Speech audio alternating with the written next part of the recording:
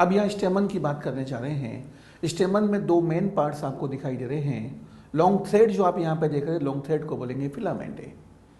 अपर Solan and जो आप देख रहे हैं ये एंथर है। इस एंथर के अंदर पोलन ग्रेन्स प्रेजेंट होते हैं, तो इसे फर्टाइल पार्ट मान लिया जाता है। एक टिपिकल एंथर में टू लोब्स हमें देखने को मिलते हैं, तो एक टिपिकल एंथर बाइलोब्ड होता है। यदि हम फिलामेंट की बात करें तो फिलामेंट का लोअर एंड कहलाएगा प्रॉक्सिमल एंड फिलामेंट का अपर एंड कहलाएगा डिस्टल एंड। यदि हम फिलामेंट की बात करें तो फिलामेंट का प्रॉक्सिमल एंड थैलेमस से अटैच होता है। जो क्लोज वाला एंड है उसे हमने प्रॉक्सिमल कहा है, और जो फ्लावर से दूर वाला एंड है उसे हमने डिस्टल एंड कहा है। आप देख रहे हैं यहाँ पे डिस्टल एंड एंथर से अटैच है और प्रॉक्सिमल एंड अटैच है थैलेमस से। कुछ प्लांट्स के अंदर फ्लावर का फिलामेंट का प्रॉक्सिमल एंड अटैच होता है पेटल से। यहाँ पर स्टेमन पेटल के साथ जुड़ा हुआ है। इस कंडीशन को बोलेंगे एपी पेटलस कंडीशन। फॉर्मूले के फॉर्म में हम इसे सी से रिप्रेजेंट करते हैं। एंड्रोशियम जुड़ गया है कोरोला के साथ में, स्टेमन जुड़ा है पेटल के साथ में। कंडीशन है एपी पेटलस कंडीशन, और ये कंडीशन हमें देखने को मिलती है सोलेनेसी फैमिली के अंदर। तो याद रहे, फिलामेंट का प्रॉक्सिमल एंड किससे जुड़ा है? या तो थैलेमस से जुड़ा है या फिर पेटल से जुड़ा है। यहाँ पर हमने एक टिपिकल बाइलोब्ड एंथर का ट्रांसफर सेक्शन लिया है। हम यदि टिपिकल एंथर का ट्रांसफर सेक्शन लेते हैं तो ट्रांसफर सेक्शन में टिपिकल एंथर हमें दिखाई देता है टेट्रागोनल। ये आप देख रहे हैं एंथर में दो लोब प्रेजेंट हैं। सपोज ये एंथर है, रजिस्टर को मैं एंथर मानते हुए चल रहा हूँ। इसमें दो लोब आपको दिखाई दे रहे हैं, ये फर्स्ट लोब, ये सेकेंड लोब। बाइलोब्ड एंथर है। इसका यदि हम ट्रांसफर सेक्शन कट करते हैं तो ट्रांसफर सेक्शन में आपको ये दिखाई देंगे दो लोब। ये आप देखिए, ये दो लोब आपको दिखाई दे रहे हैं। इधर फर्स्ट लोब, इधर सेकंड लोब, इधर फर्स्ट लोब, इधर सेकंड लोब है। दो लोब आपको क्लियर कट दिख रहे होंगे। ये ट्रांसफर सेक्शन में देख रहे हैं हम। फर्स्ट लोब के अंदर आपको दिखाई देंगे दो पोलन सेक, सेकंड लोब में आपको दिखाई देंगे दो पोलन सेक। फर्स्ट लोब में दो पोलन सेक हैं, सेकंड लोब में दो पोलन सेक हैं। इन पोलन सेक को थीका भी कहा जाता है। तो हम कह सकते हैं ईच लोब इज डाइथिकस। हर एक लोब में दो थीका हैं, मीन्स दो पोलन सेक हैं, तो हर एक लोब डाइथिकस है। फर्स्ट लोब में दो थीका हैं, सेकंड लोब में दो थीका हैं, तो हर एक लोब के अंदर दो दो थीका प्रेजेंट हैं। ट्रांसफर सेक्शन में देख पा रहे हैं आप, दो दो थीका प्रेजेंट है यहाँ पे।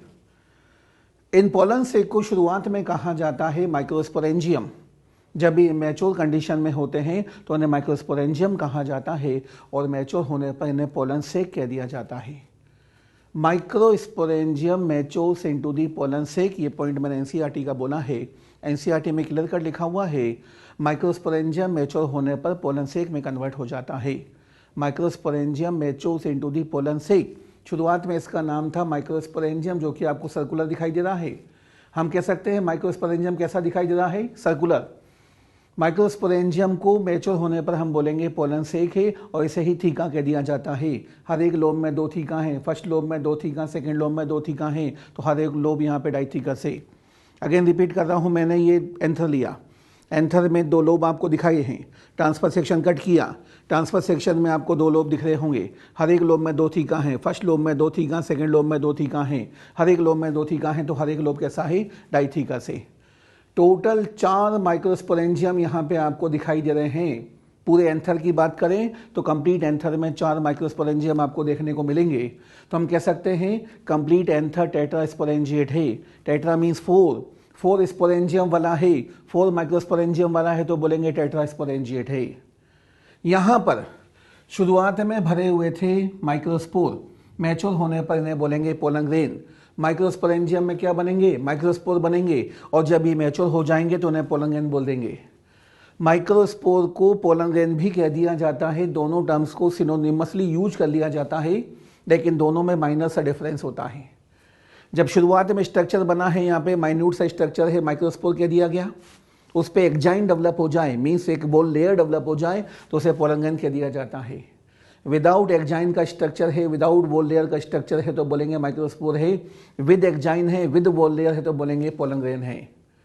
जैसे हमने यहाँ पे कहा माइक्रोस्पोरेंजियम को पोलन सेक भी कह दिया जाता है। इन दोनों टर्म्स को भी सिनोनिमसली यूज कर लिया जाता है, लेकिन दोनों के अंदर माइनर सा डिफरेंस है। शुरुआत में इमेच्योर कंडीशन में इसका नाम दिया था हमने माइक्रोस्पोरेंजियम, जो कि आपको सर्कुलर फॉर्म में दिखाई दे रहा है, गोल सा दिख रहा है। लेकिन यही जब मैच्योर हो जाएगा तो इसे हम पोलन सेक बोलेंगे। तो पोलन सेक में क्या प्रेजेंट है? पोलन ग्रेन प्रेजेंट है। पोलन सेक में क्या प्रेजेंट है? पोलन ग्रेन प्रेजेंट है। माइन्यूट स्ट्रक्चर आप देख रहे हैं पोलन ग्रेन है। तो पोलन सेक के अंदर पोलन ग्रेन भरे हुए हैं, तो बहुत सारे लाखों पोलन ग्रेन्स पे प्रेजेंट होते हैं। तो पोलन सेक पोलन ग्रेन से भरा हुआ फील्ड स्ट्रक्चर होता है, ध्यान रहे।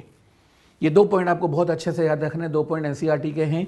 First point, in transverse section anther appears tetragonal means four sided. In transfer section microsporangium appears circular. तो माइक्रोस्पोरेंजियम पोलन सेक सर्कुलर है, लेकिन एंथर कैसा है? टेट्रागोनल है। ये 4 साइडेड आपको दिख रहा होगा, ये 4 साइड आपको दिखाई दे रहे हैं, 4 साइडेड है मीन्स टेट्रागोनल है। यदि हम एंथर की 4 डिफरेंट वॉल लेयर की बात करें तो आप देखेंगे इसी एंथर के अंदर मैंने वॉल लेयर्स को दिखा दिया है। एंथर में 4 डिफरेंट वॉल लेयर्स आपको देखने को मिलेंगी। Outer most wall layer is known as epidermis, second wall layer is known as endothecium, third wall layer middle layers and fourth epiderm. ये 4 डिफरेंट वॉल लेयर्स आपको टिपिकल एंथर में देखने को मिलेंगी। सबसे पहले हम बात करें एपिडर्मिस के बारे में। आउटर मोस्ट वॉल लेयर है एपिडर्मिस, सिंगल लेयर्ड स्ट्रक्चर है, ये लिखा हुआ मैंने सिंगल लेयर्ड स्ट्रक्चर है।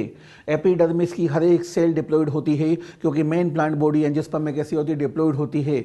एंजियोस्पर्म का एंथर लिया है हमने, तो एपिडर्मिस का प्लॉइडी लेवल भी कैसा होगा? 2n होगा, डिप्लॉयड होगा, ध्यान रहे। नेक्स्ट आते हैं endothecium. Epidermis is followed by endothecium, it is also single layered structure, ये भी सिंगल लेयर्ड स्ट्रक्चर है। इसकी हर एक सेल का प्लॉइडी लेवल भी 2n होता है, डिप्लॉयड होता है, क्योंकि मेन प्लांट बॉडी कैसी है? डिप्लॉयड है। तो एंडोथीसियम की हर एक सेल का प्लॉइडी लेवल भी कैसा होगा? 2n होगा। नेक्स्ट आते हैं मिडिल लेयर्स पे। मिडिल लेयर्स का नंबर 1 2 3 एक से लेकर 3 तक लेयर प्रेजेंट होती हैं। मिडिल लेयर्स की हर एक सेल का प्लॉइडी लेवल भी कैसा होगा? 2n होगा, डिप्लॉयड होती हैं, क्योंकि मेन प्लांट बॉडी एंजियोस्पर्म में कैसी है? डिप्लॉयड है। तो मिडिल लेयर्स की हर एक सेल भी डिप्लॉयड होती है। नेक्स्ट आते हैं टेपिटम। टेपिटम भी सिंगल लेयर्ड स्ट्रक्चर, ध्यान रहे। तो 3 सिंगल लेयर्ड स्ट्रक्चर आपको दिखाई देंगी। Epidermis single layered, endothecium single layered, tapetum single layered. तो सब इनर मोस्ट वॉल लेयर कौन सी हो गई? टेपिटम हो गई। टेपिटम की सेल शुरुआत में डिप्लॉयड होती हैं, लेकिन बाद में पॉलीप्लॉयड हो जाती हैं, प्लॉइडी लेवल बढ़ जाता है। डिप्लॉयड से ज़्यादा प्लॉइडी लेवल हो जाएगा तो उसे बोलेंगे पॉलीप्लॉयड हो जाएगा सब। तो शुरुआत में सेल से डिप्लॉयड हैं मीन्स 2n है, और ploidy level 4n 6n 8n यदि हो जाए तो उसे बोलेंगे सेल्स हो गई हैं पॉलीप्लॉइड। तो शुरुआत में टेपिटम की सेल डिप्लॉयड होती हैं, बाद में ये सेल्स पॉलीप्लॉइड हो जाती हैं एंडोमाइटोसिस होने की वजह से। सेंटर में अभी हमने कहा यहाँ पर पोलन ग्रेन प्रेजेंट होते हैं, लेकिन पोलन ग्रेन बनने से पहले शुरुआत में यहाँ टिश्यू प्रेजेंट होता है, और टिश्यू को नाम दिया जाता है स्पोरोजेनस टिश्यू। जो टिश्यू स्पोर बनाएगा उसे नाम दिया गया है स्पोरोजेनस टिश्यू। स्पोर फॉर्म करने वाला टिश्यू कौन सा है? स्पोरोजेनस टिश्यू है। पोलन ग्रेन को माइक्रोस्पोर कह रहे हैं हम, ध्यान रहे। माइक्रोस्पोर मतलब स्पोर, तो जो टिश्यू स्पोर बनाएगा उसे क्या नाम दिया गया है? स्पोरोजेनस टिश्यू नाम दिया गया है। इसकी हर एक सेल का प्लॉइडी लेवल 2n होता है। स्पोरोजेनस टिश्यू की हर एक सेल को हम माइक्रोस्पोर मदर सेल या पोलन मदर सेल कह देते हैं। स्पोरोजेनस टिश्यू की हर एक सेल को हम बोलेंगे माइक्रोस्पोर मदर सेल है। शॉर्ट में लिखा मैंने MMC। MMC का मतलब माइक्रोस्पोर मदर सेल, और PMC means pollen mother cell. Microspore mother cell भी 2n, पोलन मदर सेल भी 2n। इन दोनों टर्म्स को सिनोनिमसली यूज कर लिया जाता है। तो इसी टिश्यू की सेल्स को माइक्रोस्पोर मदर सेल या पोलन मदर सेल कह दिया गया, ध्यान रहे। नाम से पता चल रहा है माइक्रोस्पोर फॉर्म करेगी तो सेल को नाम दिया माइक्रोस्पोर मदर सेल। माइक्रोस्पोर की माँ है तो कह दिया माइक्रोस्पोर मदर सेल है। इस सेल में डिवीजन होगा, मियोसिस होगा, तो माइक्रोस्पोर्स का फॉर्मेशन होगा। PMC पोलन मदर सेल, नाम से पता चल रहा है पोलन की मदर है, पोलन की माँ है। इस सेल में डिवीजन होगा तो पोलन ग्रेन्स बनेंगे। तो याद रहे माइक्रोस्पोर मदर सेल्स या पोलन मदर सेल्स में जब मियोसिस होता है तो हैप्लॉइड माइक्रोस्पोर्स या पोलन ग्रेन्स का फॉर्मेशन होता है। आपने ये भी पढ़ा होगा एक डिप्लॉइड सेल में जब मियोसिस होता है तो 4 हैप्लॉइड सेल्स का फॉर्मेशन होता है। यहाँ पर माइक्रोस्पोर मदर सेल या pollen mother cell diploid cell हैं। हर एक सेल से 4 माइक्रोस्पोर बनेंगे, मीन्स 4 पोलन ग्रेन का फॉर्मेशन होगा। और पोलन ग्रेन का प्लॉइडी लेवल क्या होगा? n होगा, हैप्लॉइड होगा, क्योंकि मियोसिस से बना है। तो हमने यहाँ पे पोलन ग्रेन को शो कर रखा है, माइक्रोस्पोर को शो कर रखा है। जहाँ पर अभी पोलन ग्रेन आपको दिखाई दे रहे हैं, इसी जगह पर शुरुआत में कौन सा टिश्यू प्रेजेंट था? स्पोरोजेनस टिश्यू प्रेजेंट था। इसी टिश्यू की हर एक सेल को नाम दिया जाता है माइक्रोस्पोर मदर सेल या पोलन मदर सेल। इसमें जब मियोसिस होता है तो माइक्रोस्पोर्स या पोलन ग्रैंड का फॉर्मेशन होता है। हमने बाइलोब एंथर का ट्रांसफर सेक्शन कट किया, हमें 2 लोब दिखाई दिए और दोनों साइड में आपको नोच दिखाई दे रहा है। ये धसा हुआ सा पोर्शन है जिसे हम बोल रहे हैं नोच है। यहाँ पर भी आपको नोच दिखाई देगा, यहाँ पर भी आपको नोच दिखाई देगा, दोनों साइड में नोच दिखाई दे रहा है। ये नोच को यदि हम लॉन्गिट्यूडनली देखें तो ग्रूव की फॉर्म में दिखाई देता है, तो धसा हुआ पोर्शन है ग्रूव की फॉर्म में दिखाई देगा। इधर भी आपको दिखाई देगा लॉन्गिट्यूडनल ग्रूव, इधर भी दिखाई देगा लॉन्गिट्यूडनल ग्रूव। एंथर यहाँ से बस्ट हो रहा है, जिस प्लेस से एंथर का डाइसेंस या बस्टिंग होगी उस लाइन को हम बोलेंगे line of dehiscence. The place from where anther burst, the place from where dehiscence of anther occurs is known as line of dehiscence. तो इस लाइन से एंथर बस्ट हो रहा है, ये लॉन्गिट्यूडनल ग्रूव की फॉर्म में दिखाई देता है और ट्रांसफर सेक्शन के अंदर हमें ये क्लियर कट ग्रूव की फॉर्म में दिखाई दे रहा है। इसे स्टोमियम कहा जा रहा है। तो वो प्लेस जहां से एंथर बस्ट हो रहा है उसे हम क्या बोल रहे हैं ट्रांसफर सेक्शन में स्टोमियम। लेकिन लॉन्गिट्यूडनली देखा जाए तो ये ग्रूव की फॉर्म में दिखाई देगा, इसे हम बोलेंगे लॉन्गिट्यूडनल ग्रूव है और यही लाइन ऑफ डाइसेंस है। तो एंथर, एक टिपिकल एंथर लॉन्गिट्यूडनली बस्ट होता है। दोनों साइड में आपको लाइन दिखाई दे रही है, ये भी लाइन ऑफ डाइसेंस, ये भी लाइन ऑफ डाइसेंस। तो ये लेंथ वाइज रन कर रही है। कैप्सुला का एंथर लॉन्गिट्यूडनली बस्ट होता है, लाइन ऑफ डाइसेंस से बस्ट होता है। तो मोस्टली प्लांट्स के अंदर एंथर का डाइसेंस हमें लॉन्गिट्यूडनल दिखाई देता है। इस लाइन को अगेन रिपीट कर रहा हूं। हमने बाइलोब्ड एंथर लिया, बाइलोब्ड एंथर को हमने इस तरह शो किया, इसका हमने ट्रांसफर सेक्शन कट किया। ट्रांसफर सेक्शन में हमें दिखाई दिया ये टेट्रागोनल, हर एक लोब में 2 थीका हैं, 2 थीका फर्स्ट लोब में, 2 थीका सेकेंड लोब में, हर एक लोब एंड डाइथीका से टोटल 4 माइक्रोस्पोरेंजिया हैं, मीन्स पोलन से 1 हैं। तो बोलेंगे टिपिकल एंथर टेट्रास्पोरेंजिएट होता है। हर एक लोब डाइथीका से, मीन हर एक लोब में 2 थीका हैं, टोटल 4 हैं, तो बोलेंगे टेट्रास्पोरेंजिएट है। 1 2 3 4 टेट्रास्पोरेंजिएट, ऐसा भी ध्यान रहे। दोनों साइड में नोच आपको दिखाई दे रहा है, ये नोच को स्टोमियम कहा जा रहा है। ये वो रीजन है, ये वो प्लेस है जहां से एंथर बस्ट होता है। The place from where dehiscence of anther occurs is known stomium. तो सभी ट्रांसफर सेक्शन में स्टोमियम कहलाता है। लेकिन यदि लॉन्गिट्यूडनली देखा जाए तो ये ग्रूव की फॉर्म में दिखाई देता है, खांच की फॉर्म में दिखाई देता है और इस ग्रूव से एंथर बस्ट होता है। इससे हम बोलेंगे लाइन ऑफ डाइसेंस है। यही लॉन्गिट्यूडनल ग्रूव है, यही लाइन ऑफ डाइसेंस है। तो एक टिपिकल एंथर में 2 लाइन ऑफ डाइसेंस आपको दिखाई देंगी, दोनों साइड में लॉन्गिट्यूडनल ग्रूव दिखाई देगा। तो एंथर लॉन्गिट्यूडनली बस्ट हो रहा है। कैप्सुला के अंदर एंथर का डाइसेंस लॉन्गिट्यूडनल होता है। मोस्टली एंजियोस्पर्म के अंदर एंथर का डाइसेंस लॉन्गिट्यूडनली हमें देखने को मिलता है। अब आ रहे हैं हम सेंटर में। कनेक्टिव आपको दिखाई दे रहा है, इस कनेक्टिव में वेस्कुलर टिश्यू प्रेजेंट है। बिल्कुल सेंटर में हमें कनेक्टिव देखने को मिलेगा। ये दोनों लोब के बीच में से ऊपर तक कनेक्टिव जा रहा है।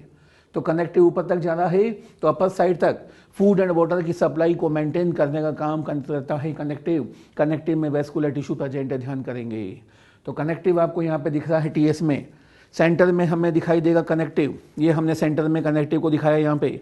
तो कनेक्टिव है मतलब वेस्कुलर टिश्यू यहाँ प्रेजेंट हो। अभी हमने एंथर के ट्रांसफर सेक्शन की बात करी।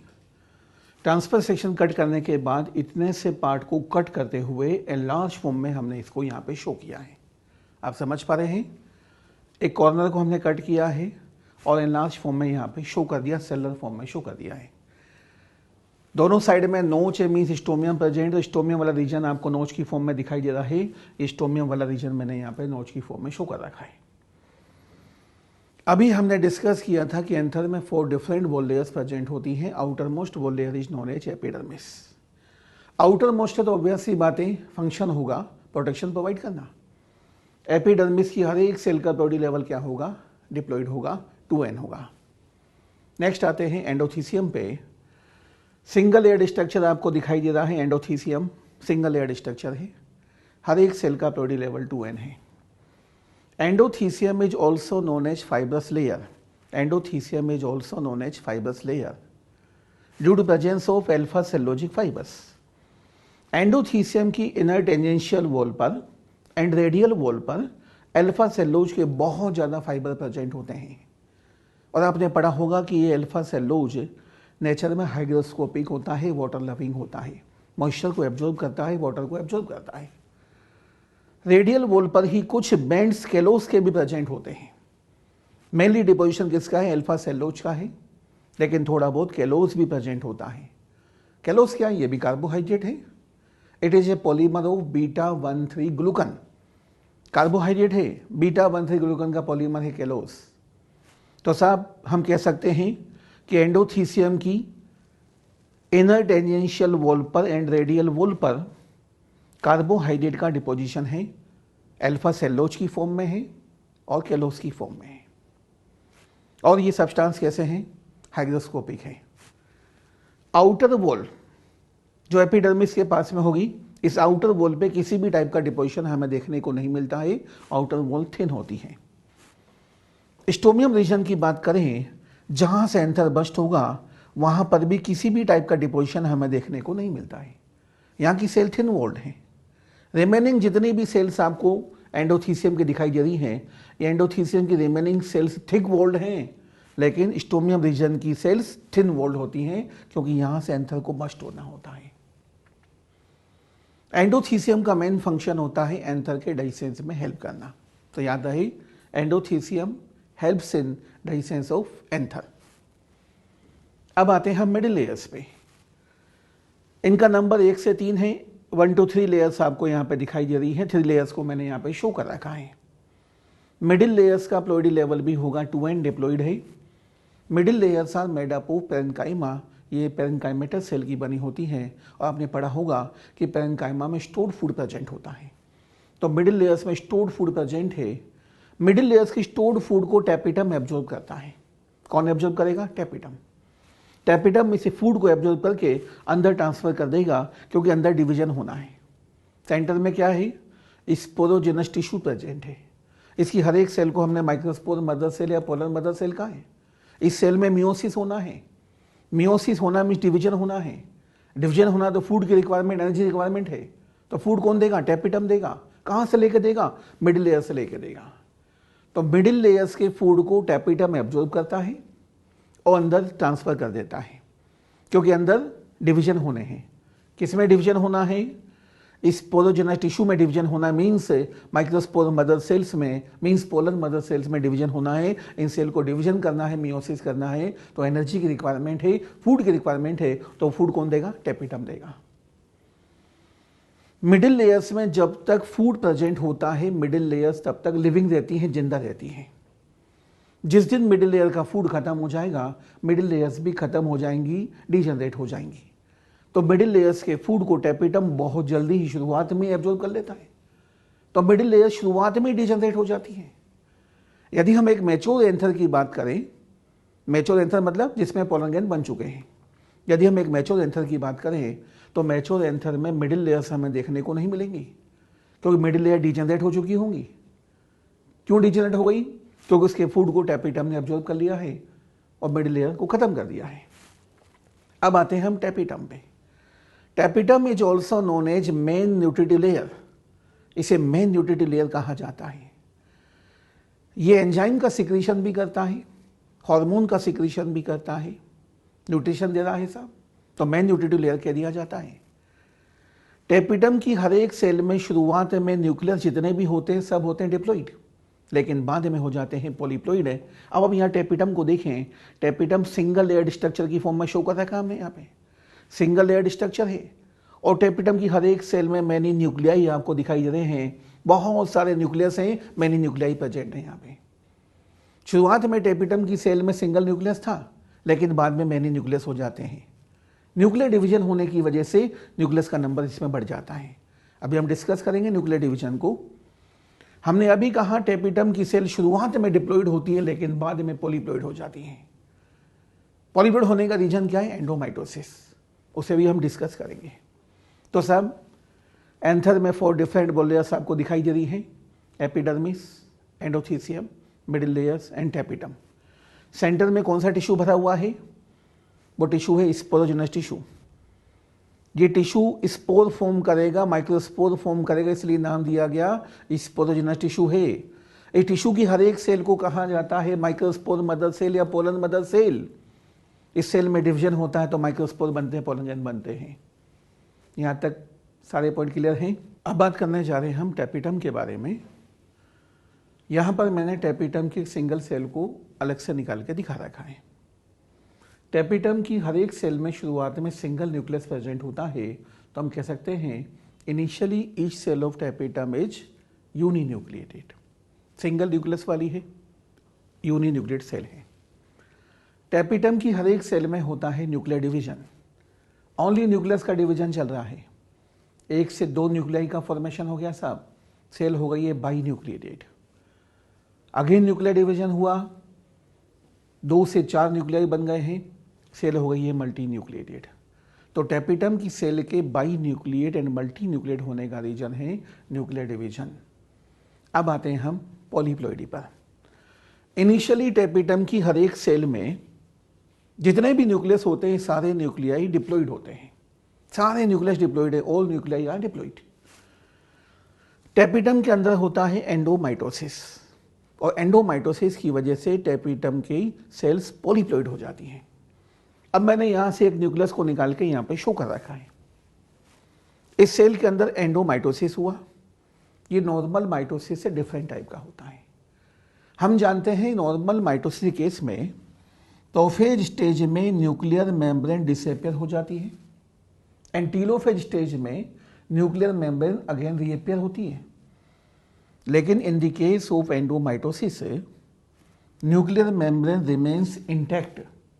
प्रोफेज स्टेज में न्यूक्लियर मेम्ब्रेन डिसअपियर नहीं होती है, इंटैक्ट न्यूक्लियर मेम्ब्रेन के अंदर ही क्रोमोसोम डिवाइड हो जाते हैं और क्रोमोसोम का नंबर बढ़ जाता है।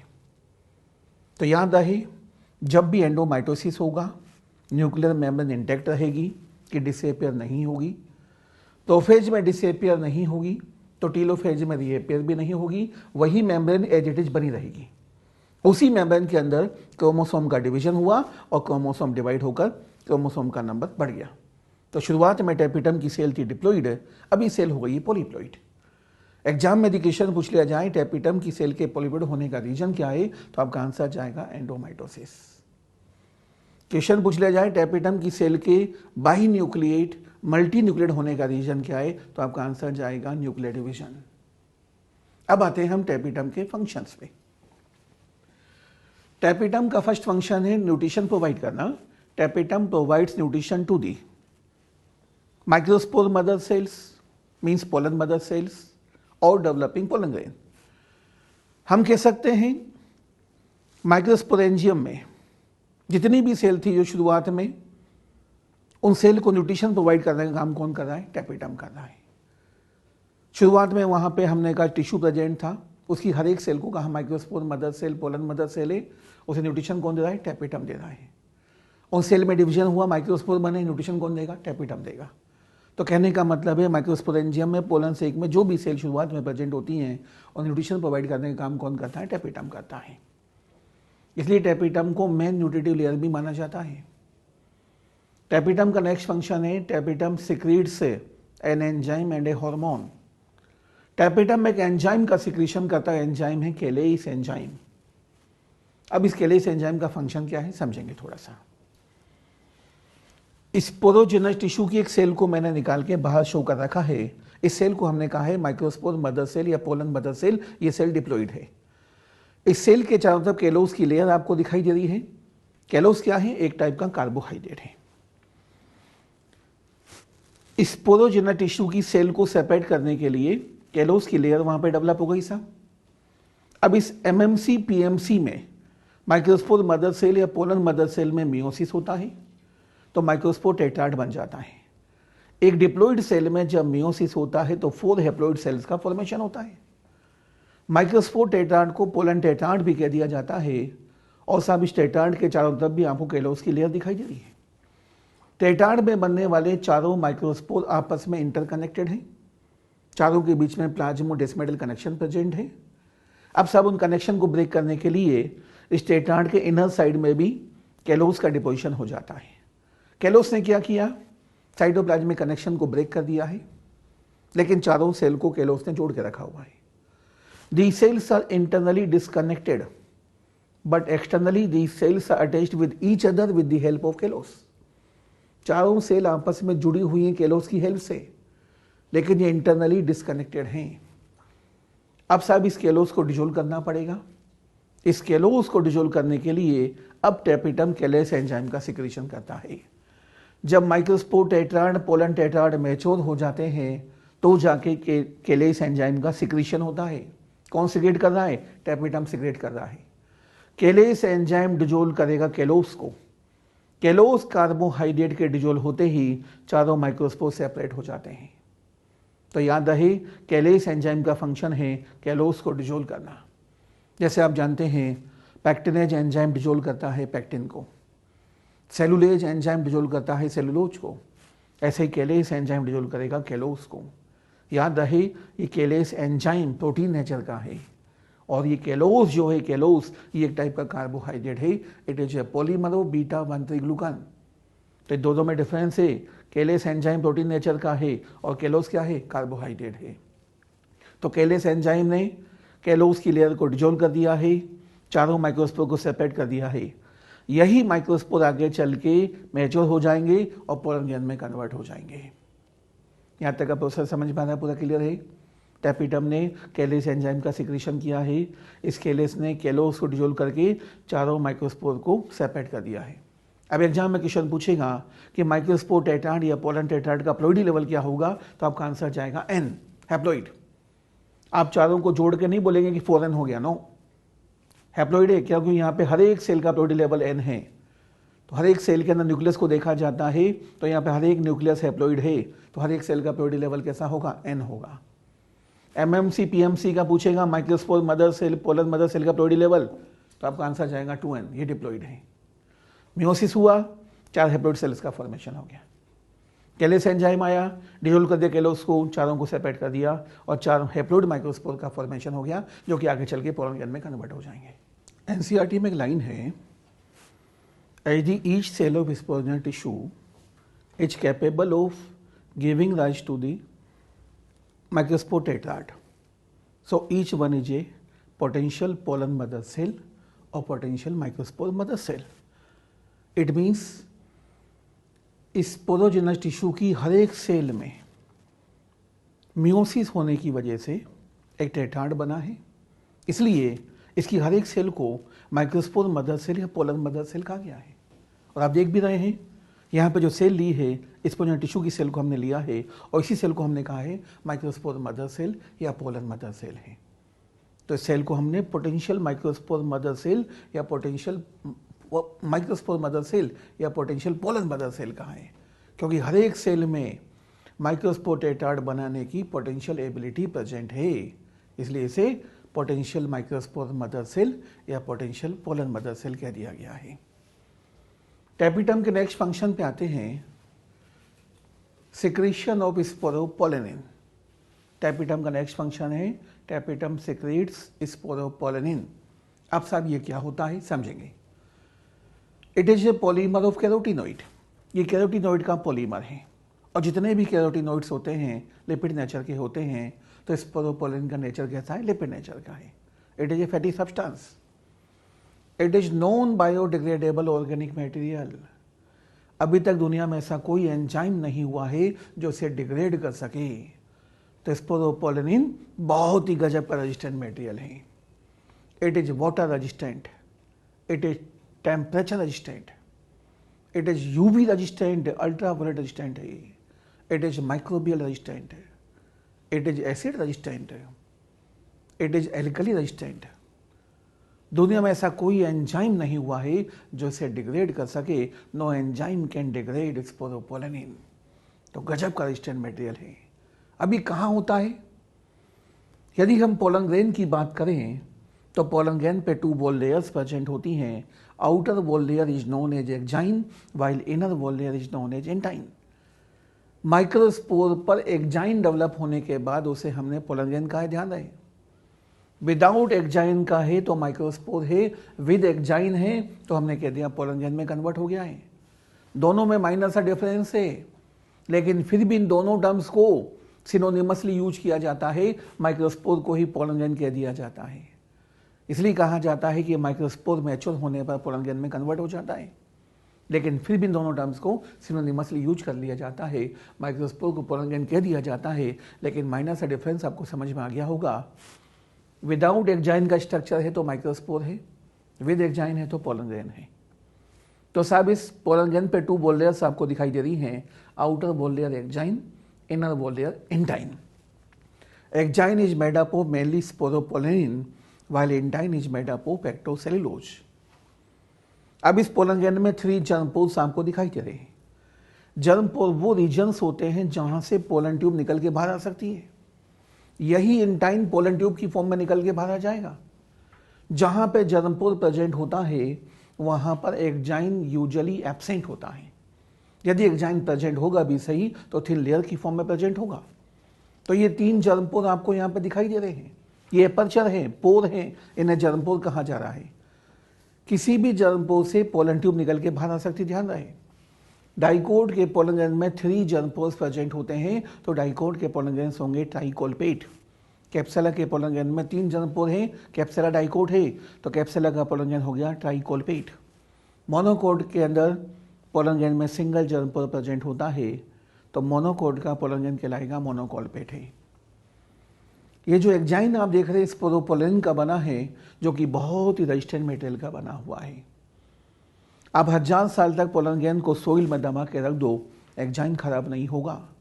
इसलिए हजारों साल बाद भी पोलन ग्रैंड फॉसिल में प्रिजर्व फॉर्म में मिल जाते हैं, और जहाँ फॉसिल पोलन मिलते हैं वहाँ तेल के कुओं की खुदाई की जाती है। ऐसा माना जाता है जहाँ हजारों साल पहले पोलन ग्रैंड थे वहाँ वेजिटेशन रही होगी, प्लांट्स रहे होंगे जो दबते चले गए, कोल, पेट्रोल, डीजल में कन्वर्ट होते चले गए। तो तेल की कुओं की खुदाई करते समय फॉसिल पोलन का मिलना एक बहुत ही पॉजिटिव इंडिकेशन माना जाता है। किस वजह से फॉसिल पोलन मिल रहा है? एक्जाइन की वजह से, क्योंकि एक्जाइन यहाँ पे नॉन बायोडिग्रेडेबल है, माइक्रोबियल रेजिस्टेंट है, माइक्रोब उसे डिस्ट्रॉय नहीं कर सकता, खत्म नहीं कर सकता। It is water resistant. अब 1000 साल तक पोलन ग्रैंड को पानी में डुबो के रख दो, एक्जाइन खराब नहीं होगा। It is acid resistant. अब 1000 साल तक पोलन ग्रैंड को स्ट्रॉन्ग एसिड में डाल के रख दो, एक्जाइन खराब नहीं होगा। इस पर तो पोलन का बना है, एसिड रेजिस्टेंट मटेरियल का बना हुआ है। 1000 साल तक पोलन ग्रैंड को स्ट्रॉन्ग बेस में डाल के रख दो, एक्जाइन खराब नहीं होगा। अब 1000 साल तक पोलन ग्रैंड को 1000 डिग्री सेंटीग्रेड पर भी रख देंगे तो भी एक्जाइन खराब नहीं होगा। टेम्परेचर रेजिस्टेंट मटेरियल स्पोरोपोलिन का बना हुआ है। इसलिए कहा जाता है कि हजारों साल बाद भी पोलन ग्रैंड फॉसिल में प्रिजर्व फॉर्म में मिल जाते हैं। अंदर का मटेरियल खत्म हो जाएगा लेकिन एक्जाइन खत्म नहीं होगा, तभी तो फॉसिल मिलता है हमें। तो याद रहे, इस स्पोरोपोलिन का सिक्रेशन किसने किया है? टेपिटम ने किया है।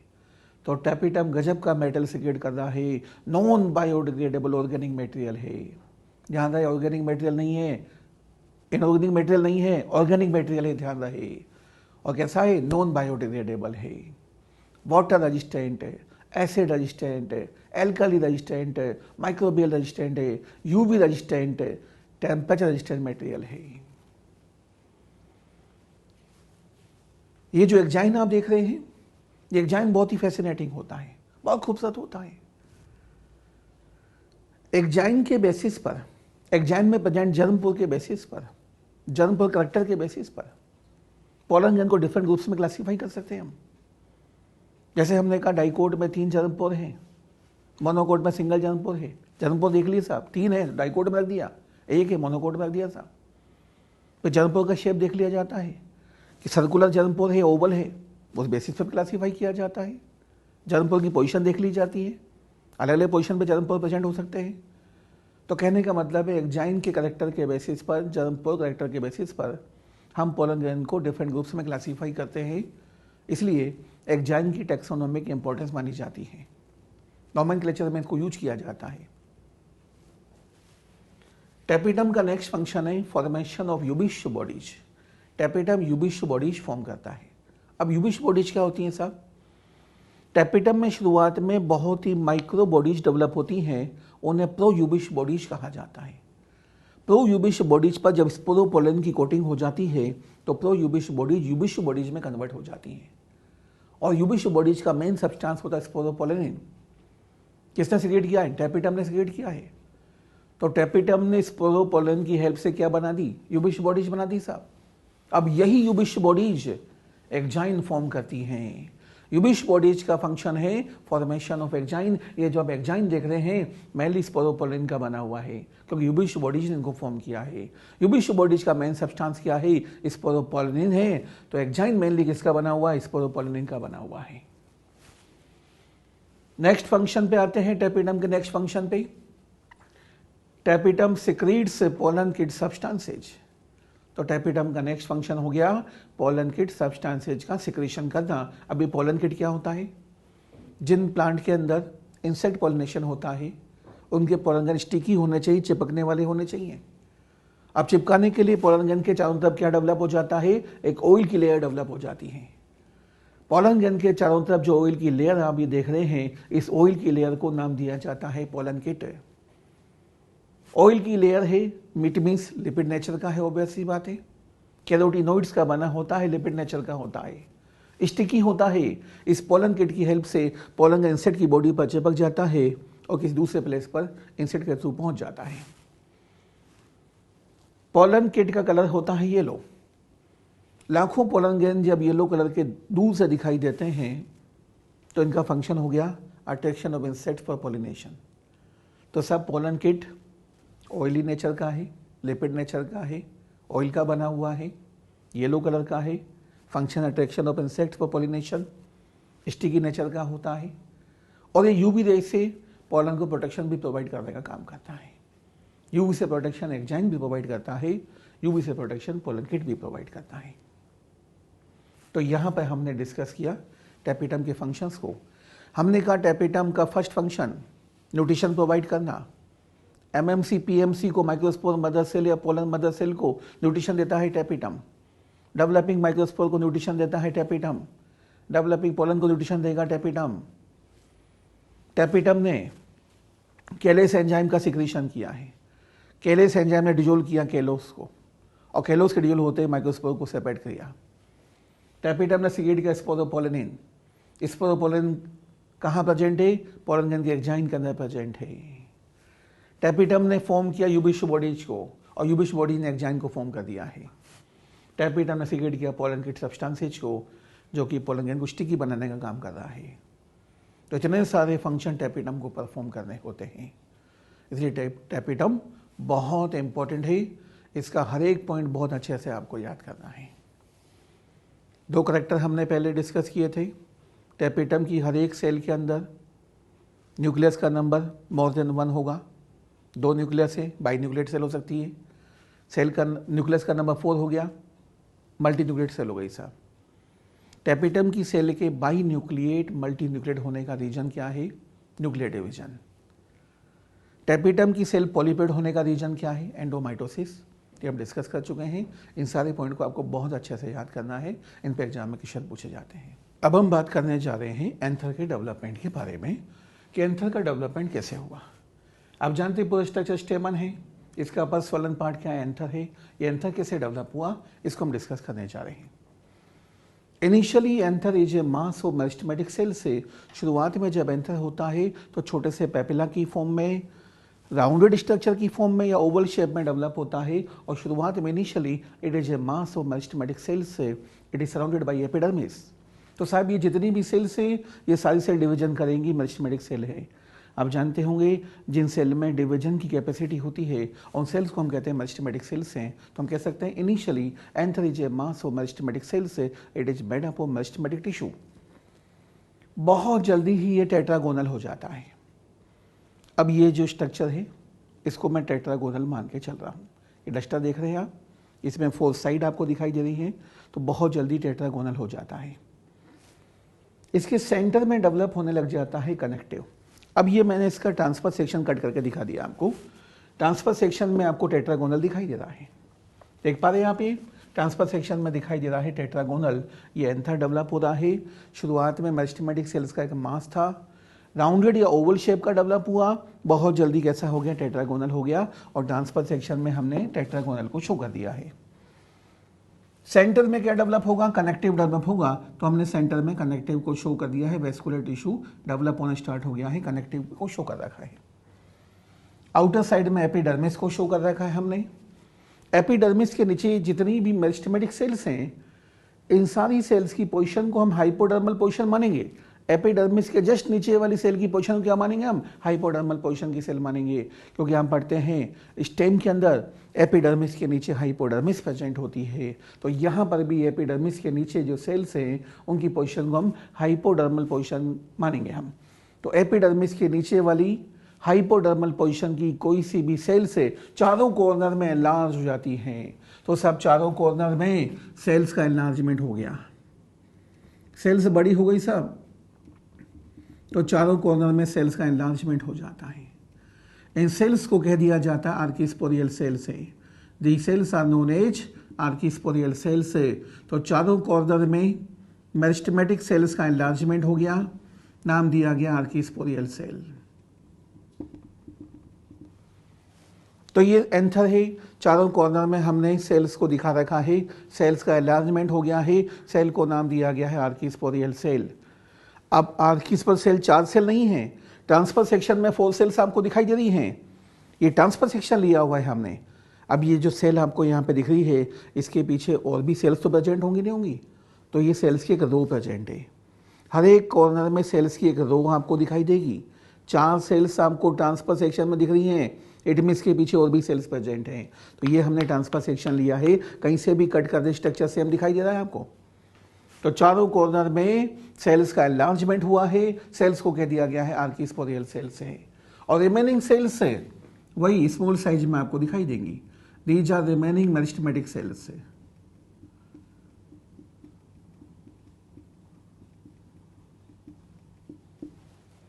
Each archisporial cell divides by periclinal division to form upper small primary parietal cell and lower large primary sporogenous cell. हर एक आर्किस्पोरियल सेल में पेरिक्लाइनल डिवीजन होता है। तो हर एक सेल से 2 सेल्स का फॉर्मेशन हुआ। ऊपर वाली अपर साइड की छोटी सेल को नाम दिया गया primary parietal cell and lower large cell जो बड़ी सेल है उसे कह दिया गया प्राइमरी स्पोरोजेनस सेल है। पेरिक्लाइनल डिवीजन को थोड़ा समझेंगे। सरफेस के पैरेलल जो भी डिवीजन होता है उसे कहा जाता है पेरिक्लाइनल डिवीजन। लॉन्गिट्यूडनल एक्सिस के पैरेलल जो भी डिवीजन होता है उसे कहा जाता है periclinal division. Division parallel to the surface, division parallel to the longitudinal axis is known as periclinal division. Surface के परपेंडिकुलर, लॉन्गिट्यूडनल एक्सिस के परपेंडिकुलर यदि डिवीजन होता है तो उसे एंटीक्लाइनल डिवीजन कह दिया जाता है। Division perpendicular to the longitudinal axis is known as anticlinal division. Division perpendicular to the surface is known as anticlinal division, and division parallel to the surface is known as periclinal division. Surface के parallel division हो रहा है, नाम दिया गया periclinal division है। Division हुआ साहब, हर एक कॉर्नर पे सेल्स की 2 रोज आपको दिखाई देगी। ये 2 सेल दिख रही हैं, 2 सेल नहीं है, इनके पीछे और भी सेल्स प्रेजेंट हैं, सेल्स की रोज हैं। प्राइमरी पैराइटल सेल, नाम से पता चल रहा है, पैराइटल का मतलब होता है वॉल। वॉल के लिए हम टर्म यूज करते हैं पैराइटल। प्राइमरी पैराइटल सेल में मेनी पेरिक्लाइनल डिविजन्स भी होते हैं एंड एंटीक्लाइनल डिविजन्स भी होते हैं। प्राइमरी पैराइटल सेल में मेनी पेरिक्लाइनल एंटीक्लाइनल डिवीजन होने की वजह से 3 to 5 वॉल लेयर्स का फॉर्मेशन हो जाता है। एपिडर्मिस ऑलरेडी पहले से प्रेजेंट है, अब एपिडर्मिस के नीचे प्रेजेंट होगी एंडोथीसियम, एंडोथीसियम का फॉर्मेशन स्टार्ट हो जाएगा, देन मिडिल लेयर्स का फॉर्मेशन होगा, देन टेपिटम का फॉर्मेशन होगा। तो प्राइमरी पैराइटल सेल में डिवीजन हुआ, बहुत सारे डिवीजन हो रहे हैं और ये सारे डिवीजन एक टाइप के माइटोसिस डिवीजन चल रहे हैं। पेरिक्लाइनल डिवीजन भी चल रहा है, एंटीक्लाइनल डिवीजन भी चल रहा है और सारे डिवीजन माइटोसिस चल रहे हैं। तो 3 to 5 वॉल लेयर्स का फॉर्मेशन होगा सब। एपिडर्मिस पहले से हमने शो कर रखी है, या आउटर साइड में एपिडर्मिस को शो कर रखा है, आप देख रहे हैं। इस एपिडर्मिस के नीचे डेवलप होगी endothecium, then middle layers, then tapetum. Endothecium single layered, middle layers का number 1 to 3, tapetum single layered, तो 3 to 5 वॉल लेयर्स फॉर्म हो जाती हैं साहब। Primary sporogenous cell divides by mitotic division से। प्राइमरी स्पोरोजिनस सेल में बहुत सारे माइटोसिस होते हैं, तो साहब बन जाता है स्पोरोजिनस टिश्यू। सेल से टिश्यू बन गया और इसी टिश्यू की हर एक सेल को हम कहते हैं माइक्रोस्पोर मदर सेल या पोलन मदर सेल। अपलोइड लेवल की बात की जाए, मेरिस्टेमेटिक सेल यहाँ पर जितनी भी आपको दिखाई दे रही हैं ये सारी सेल डिप्लॉइड हैं, क्योंकि मेन प्लांट बॉडी कैसे डिप्लॉइड है। एंजियोस्पर्म में एंथर का डेवलपमेंट पढ़ रहे हैं, एंजियोस्पर्म की मेन प्लांट बॉडी डिप्लॉइड है, तो साहब यहाँ जितनी भी सेल बनी है ये सब सेल डिप्लॉइड है। एपिडर्मिस भी डिप्लॉइड है। आर्किस्पोरियल सेल, हमने कहा चारों कॉर्नर में सेल का एनलार्जमेंट हुआ, मेरिस्टेमेटिक सेल एनलार्ज हो गई हैं, ये सेल भी डिप्लॉइड है। Meristematic cell and diploid cell है। इस सेल में डिवीजन हुआ पेरिक्लाइनल, जो कि एक टाइप का माइटोसिस है। हर एक सेल से दो सेल बनी है, upper primary cell, lower primary sporogenous cell, both cells are diploid. Mitosis हुआ ऐसा। प्राइमरी पेटल सेल से फॉर्म हुई है wall layers, endothecium diploid, middle layer diploid. Tapetum की हर एक सेल शुरुआत में डिप्लॉइड थी, लेकिन बाद में पॉलीप्लॉइड हो गए एंडोमाइटोसिस की वजह से। प्राइमरी स्पोजिनस सेल में मैनी माइटोसिस हो रहे हैं साहब, टिश्यू बन रहा है, डिप्लॉइड टिश्यू बना है। इसकी हर एक सेल को हम माइक्रोस्पोर मदर सेल या पोलन मदर सेल, ये सेल भी डिप्लॉइड है। तो यहां पे एंथर का डेवलपमेंट पूरा होता है। हम ये भी डिस्कस कर चुके हैं, ईच माइक्रोस्पोर मदर सेल और pollen mother cell divides by meiotic division to form pollen tetrad और माइक्रोस्पोर टेट्राड। अब साहब इस सेल में डिवीजन होगा, पोलन टेट्राड बनेगा या माइक्रोस्पोर टेट्राड बनेगा। उस प्रोसेस को हम बोलेंगे microsporogenesis. Formation of microspore from microspore mother cell is known as microsporogenesis.